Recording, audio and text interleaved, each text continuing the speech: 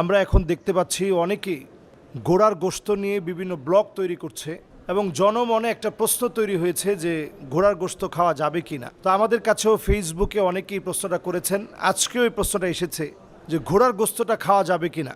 এ ব্যাপারে প্রথমে একটি হাদিস বলতে চাই। জাবের বিন আব্দুল্লাহ রাদিয়াল্লাহু তাআলা আনহু থেকে বর্ণিত হাদিস, নাহা রাসূলুল্লাহ সাল্লাল্লাহু আলাইহি সাল্লাম ফি ইয়াউমি খাইবার, নবীজি সাল্লাল্লাহু আলাইহি সাল্লাম খায়বারের দিন নিষেধ করেছেন আন লুহুমিল হুমুরিল আহলিয়াহ, নবীজি সাল্লাল্লাহু আলাইহি সাল্লাম ওই সমস্ত ঘোড়ার গোশত খেতে নিষেধ করেছেন যেই ঘোড়াগুলো যুদ্ধক্ষেত্রে নিয়ে যাওয়া হয়, যুদ্ধের সরঞ্জাম হিসেবে কাজে লাগবে, এই ধরনের ঘোড়া থেকে নবীজি সাল্লাল্লাহু আলাইহি সাল্লাম এগুলোকে জবাই করে খাওয়া থেকে নিষেধ করেছেন। এরপরে নবীজি সাল্লাল্লাহু আলাইহি সাল্লামের আরও একটি হাদিস, নাহারনা আলা আহদিন নবী সাল্লাল্লাহু আলাইহি সাল্লাম ফারাসান ফাআকালনাহু, নবী সাল্লাল্লাহু আলাইহি সাল্লামের জামানায় আমরা ঘোড়া জবাই করলাম অতঃপর তা খেলাম। তাহলে প্রথম হাদিসে নবীজি সাল্লাল্লাহু আলাইহি সাল্লাম খায়বার প্রান্তে নিষেধ করেছেন। প্রথমে বুঝতে হবে যে খায়বারে নবীজি কেন নিষেধ করলেন। কারণ এতদিন ধরে ইহুদিরা মুসলমানদেরকে পরাজিত করার জন্য দিনের পর দিন চক্রান্ত করেছে। মদিনায় 3টা ইহুদি গোত্র ছিল, একটার নাম ছিল বনি নদর, বনি কুরাইজা, বনি কায়নুকা। এই 3টা গোত্র মিলে মুসলমানদের বিরোধিতা করেছে দিনের পর দিন। বস্তুত তাদের কারণেই প্রত্যেকটা যুদ্ধ সংগঠিত হয়েছে। যুগে যুগে মুসলমানদের বিপদ আপদ এবং পরাজিত হওয়ার সকল ঘটনার পিছনে ইন্ধন জুগিয়েছে ইহুদিরা। চূড়ান্তভাবে নবীজি যখন খায়বার প্রান্তে তাদের জন্য যুদ্ধ ঘোষণা করল, সেই খায়বারে যাওয়ার পর নবীজি সাল্লাল্লাহু আলাইহি সাল্লামের সাহাবায়ে কেরাম এত ক্ষুধার্ত হলো, তৃষ্ণার্ত এবং ক্ষুধার্ত অবস্থায় নবীজি সাল্লাল্লাহু আলাইহি ওয়াসাল্লাম সাহাবায়ে কেরামকে দেখলেন যে সাহাবায়ে কেরাম যুদ্ধের সরঞ্জাম হিসেবে যে উট নেওয়া হয়েছে সেগুলোকে জবাই করে খেয়ে ফেলতেছে। নবীজি তখন নিষেধ করলেন। এই হচ্ছে নিষেধাজ্ঞা। আগে বিষয়টা সাহাবায়ে কেরাম খেয়েছেন, নবীজি নিষেধ করেননি। যুদ্ধের ময়দানে নিষেধ করেছেন। খায়বারে নবী সাল্লাল্লাহু আলাইহি সাল্লামের সাহাবায়ে কেরামের মধ্য থেকে 91 জন সাহাবী খায়বার প্রান্তে শহীদ হয়েছেন। যদিও সিয়ারু আলামিন নুবালার ভিতরে 36 জন সাহাবীর হিস্ট্রি ঘাটলে পাওয়া যায়, অন্যান্য সাহাবায়ে কেরামের হিস্ট্রি তেমন পাওয়া যায় না। তো সাহাবায়ে কেরামের মধ্য থেকে 91 জন সাহাবী শাহাদাত বরণ করলেন খায়বার প্রান্তরে। ইহুদিরাও মারা গেল। নবীজি সাল্লাল্লাহু আলাইহি সাল্লাম কোনো বাচ্চাদের গায়ে আঘাত করেননি, বৃদ্ধদের গায়ে আঘাত করেননি। নবীজি সাধারণ ক্ষমা ঘোষণা করলেন। আজকে যে ইহুদিরা বলে যে আরব আমাদের, বরং এই আরবে আমরা তাদেরকে থাকতে দিয়েছি। খায়বারের প্রান্তে তারা চক্রান্ত করে মুসলমানদের সাথে পরাজিত হয়েছে। নবীজি তারপরেও তাদেরকে থাকতে দিয়েছেন কৃষিকাজ করার বিনিময়ে। পরবর্তী সময়ে ওমর রাদিয়াল্লাহু তাআলা আনহু তাদেরকে বের করে দিয়েছিলেন যে আরব ভূখণ্ডে খায়বারে থাকার কোনো অধিকার তোমাদের নেই, ওমর রাদিয়াল্লাহু তাআলা আনহুর জামানায়। তাহলে হাদিস থেকে পাওয়া যায় নবীজি সাল্লাল্লাহু আলাইহি সাল্লাম খায়বারে নিষেধ করছেন, অন্যান্য সময় সাহাবায়ে কেরাম খেয়েছেন।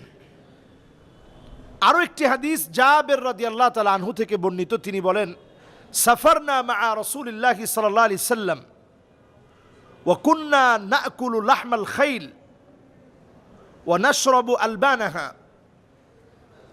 আমরা সফরে নবীজির সঙ্গে ছিলাম, সেখানে আমরা ঘোড়ার গোশত খেয়েছি এবং দুধ পান করেছি। তো এটা যে আমাদের দেশে হঠাৎ করে এই বিষয়টা নিয়ে আমরা অনেকে দেখার পরে চিন্তা করতেছি আদৌ এটা খাওয়া কি জায়েজ। হানাফি মাযহাবের ফতোয়া হচ্ছে এটা মাকরুহ। যেই তো নবীজি সাল্লাল্লাহু আলাইহি সাল্লাম খায়বারের প্রান্তে নিষেধ করেছেন, এজন্য হানাফি মাযহাবে ফতোয়া হচ্ছে এটা মাকরুহ। অন্যান্য মাযহাবে এটা জায়েজ। আমি উজবেকিস্তানে গিয়ে আমি নিজে খেয়েছি, ওইখানে ঘোড়ার গোশত ছাড়া খাওয়ার মতো কিছু নাই। প্রত্যেক খানার ভিতরে ওইখানে পোলাও জাতীয় একটা খানা পাওয়া যায়, এটাকে পোলব বলে। তো সব কিছুর মধ্যে তারা একটা ঘোড়ার গোশত দেয়। তো আমি জেনে শুনেই এই ফতোয়াগুলো জেনে শুনেই সেখানে অন্তত খেতে তো হবে, সেখানে আমি খেয়েছি। এটা মাকরু, মাকরু মানে অপছন্দনীয়। একেবারে বিষয়টা কোনোভাবে হারাম বলার কোনো সুযোগ নেই, তিরস্কার করার কোনো সুযোগ নেই। আশা করি ইনশাআল্লাহ এই হাদিসগুলোর দলিলের ভিত্তিতে আপনাদের কাছে বিষয়টা পরিষ্কার। এরপর কোরআনুল কারীমের আরও একটি আয়াত দিয়ে এই বিষয়টি আপনাদেরকে বোঝাতে চাই যে ইমাম আবু হানিফা রাহিমাহুল্লাহ যে দলিল দিয়েছেন এবং ওনার সাথে ইমাম আবু ইউসুফ এবং ইমাম মুহাম্মদ রহিমাহুমুল্লাহ দলিল দিয়েছেন। ওনাদের দলিল হচ্ছে ওয়াল খাইলা ওয়াল বিগালা ওয়াল হামিয়ারা লিতারকাবুহা ওয়া জিনা।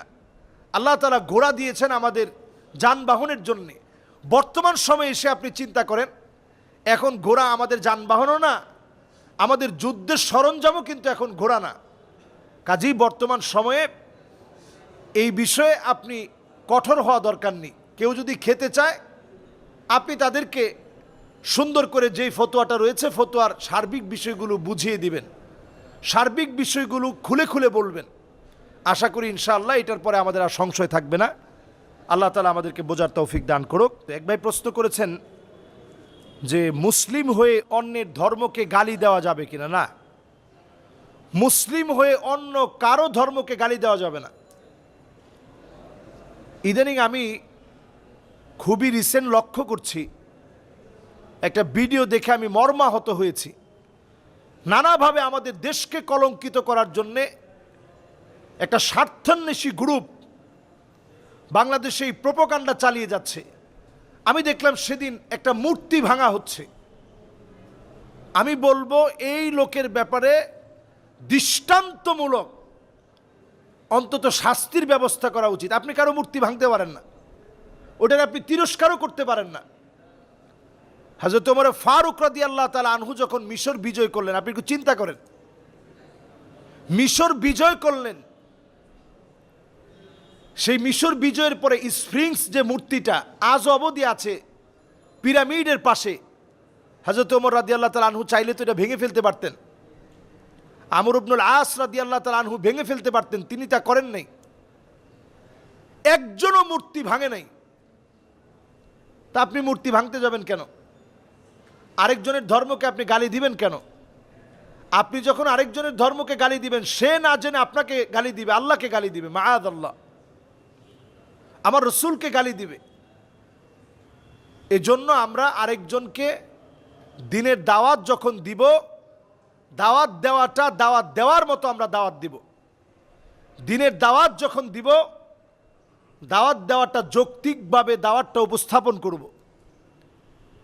আমরা ধর্মতত্ত্ব নিয়ে যারা কথা বলি, অত্যন্ত আলহামদুলিল্লাহ আমাদের অনেকেই খুব সুন্দর করে বুঝিয়ে বুঝিয়ে বলে। কম্পারেটিভ রিলিজিয়ান, অন্য ধর্মের সাথে আমার ধর্মের সৌন্দর্যগুলো আমি তুলে ধরবো, কিন্তু খাটো করে না। ইসলামের সৌন্দর্য আমরা ফুটিয়ে তুলবো, আরেকজনের ধর্মকে ছোট করে না। যুগে যুগে ওমর রাদিয়াল্লাহু তাআলা আনহু যখন সফর করেছেন, রাজ্যের পরিধি যখন বেড়ে গিয়েছে, সে অবস্থায় ওমর ফারুক রাদিয়াল্লাহু তাআলা আনহু যখন সফর করেছেন, যার যেখানে গিয়েছেন তাদের সঙ্গে সেইভাবেই আচরণ করেছেন, কিন্তু নিজের ধর্ম ভুলে গিয়ে না। একটা লুকমা পড়ে গেছে, তিনি যখন উঠিয়ে খাবেন, পাশ থেকে সাহাবী বলতেছিল খলিফাতুল মুসলিমিন, আজকে উঠায় না খেলে হয় না, এত খাবার থাকতে। তিনি বললেন, আতরুকু সুন্নাত হাবিবি রাসূলিল্লাহ লিহাউলাইল হুমাকা, এই সমস্ত আহমকদের জন্যে আমি রাসূলুল্লাহর একটা সুন্নত বাদ দিতে পারি না। একটা সুন্নতও কিন্তু তিনি ছাড়েননি, কিন্তু আবার অন্যকে তিনি কষ্টও দেননি। এর নাম ইসলাম। এজন্য ইসলামের সৌন্দর্যের প্রধানতম দাওয়াত হচ্ছে আসলিম তাসলাম, ইসলাম গ্রহণ করো, তুমি শান্তি পাবা। কাউকে আপনি গালি দিতে পারবেন না। আমি দেখেছি ফেসবুকে ইদানিং অনেকের চোখেই পড়েছে, একটা মেয়ে নো মুসলিম, সম্ভবত হেপি নাম, সে তার বাবা মা, তার ভাইয়ের নাম আব্দুর রহমান, সবাইকে নিয়ে, বাবা মা এখনও মুসলিম হয় না কিন্তু মা অলরেডি রোজা রাখতেস, তাকে অলরেডি মক্তবে ভর্তি করে দিয়েছে মাকে, যে আগে তুমি ইসলাম সম্পর্কে জানো, এরপর ইসলাম গ্রহণ করো। আমি বোনটাকে বলবো আরেকটু সুন্দরভাবে হিজাবের ভিতরে মেনটেন করে আপনি দিনের সৌন্দর্যের কথা বলেন। তার ছোট্ট ভাইটা মাশাআল্লাহ সুন্দর মাদ্রাসায় পড়ছে এবং বাবা মার সাথে এমন সুন্দর আচরণ সে করছে, তার মা রোজা রাখতেছে। তো এই যে একটা পরিবর্তন আসা এখন শুরু হয়েছে, অনেকেই সত্য সন্ধানী, সত্য জেনে সত্যের দিকে আসতে চায়।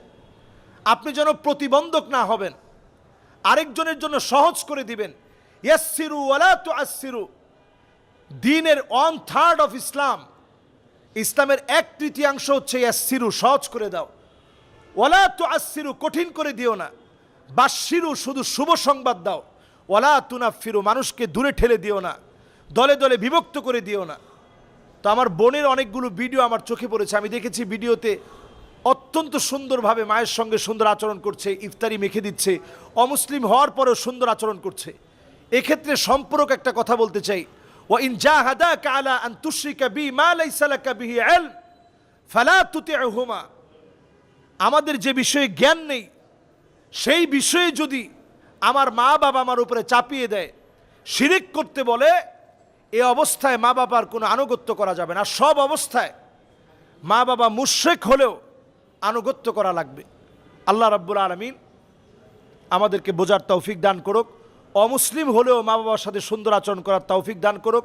অমুসলিম যত ভাই আছে সবার সাথে আমরা সুন্দর আচরণ করব। অমুসলিম কেউ যদি এসে ইফতারি খায়, আপনার ইফতারি নষ্ট হয়ে যাবে না। অমুসলিম কেউ যদি আপনার মুড়ি মাখা খায়, আমার ইসলামের কোনো ক্ষতি হবে না। অমুসলিম কেউ যদি আমার এখানে বসে একটা পেঁয়াজু খায়, আমার ইসলামের কোনো ক্ষতি হবে না, বরং এটা একটা দাওয়াত হতে পারে। এজন্য অমুসলিমদেরকে কাছে টানবেন। আল্লাহ আমাদেরকে বোঝার তৌফিক দান করুক, আমিন।